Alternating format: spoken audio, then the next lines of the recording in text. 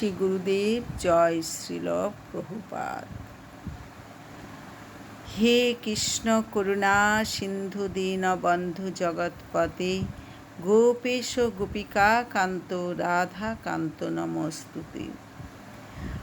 আজ 26শে আগস্ট সোমবার, জন্মাষ্টমী। শ্রীকৃষ্ণ এই দিন অর্থাৎ 5250 বছর আগে তিনি জন্মগ্রহণ করেছিলেন। তাই এই দিন জন্মাষ্টমী সকলকে পালন করা উচিত। 8 থেকে 80 সকলেই এই অষ্টমী পালন করবেন। সারাদিন উপোস থাকবেন।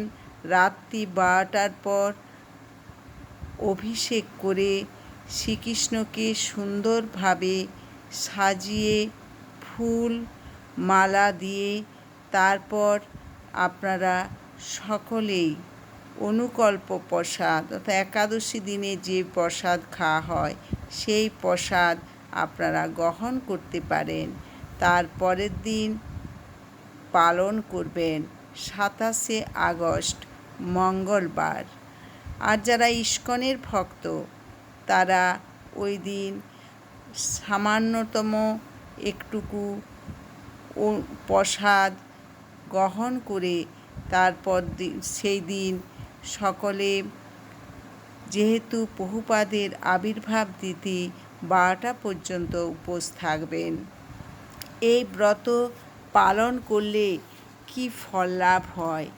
এই ব্রত পালন করলে 7 জন্মের সমস্ত যে পাপ তা নষ্ট হয়ে যায়। এই ব্রতের প্রভাবে ভগবান খুব সন্তুষ্ট হন এবং তিনি সেদিন এত উৎফুল্ল থাকেন, যা চান তাই দেন। আর এই ব্রত পালন করার ফলে দেহান্তে বৈকুণ্ঠ ধামে ফিরে যেতে পারবেন। হরে কৃষ্ণ কৃষ্ণ কৃষ্ণ হরে হরে, হরে রাম রাম রাম হরে হরে।